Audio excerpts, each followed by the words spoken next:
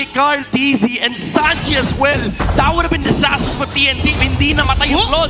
Carl TZ daw, nakikipaglaro sa dalawa. Lalaroin pa niya itong Hayabusa at si Trimar.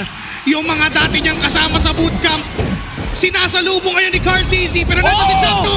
Crucial tech charge. May Tornos man para makatakas. Nandiyan naman si Oheb para protektahan. Nakuha pa ni Oheb yung orange buff. Ang daming na-bait out ni Carl TZ doon. High cooldown ultimates for one Phantom execution.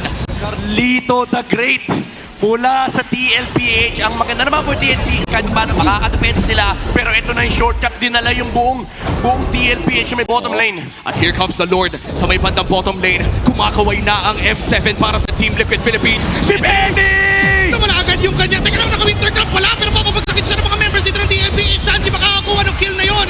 Carlito sa likod. Nakatingin pa rin sa base.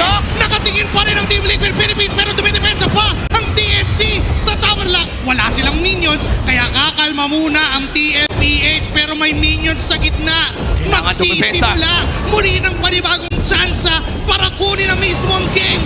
Para kunin ang mismong serye. At magtutuloy-tuloy ang marcha. Magtutuloy-tuloy. Pero pinipigilan ng apoy.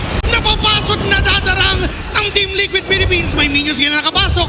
Pero teka lang, ginagawa lahat ni Saida. Sa palang na Kaya tuloy ang marcha. Papuntang Grand Finals. Papuntang Jakarta. The Golden Stampede is still on.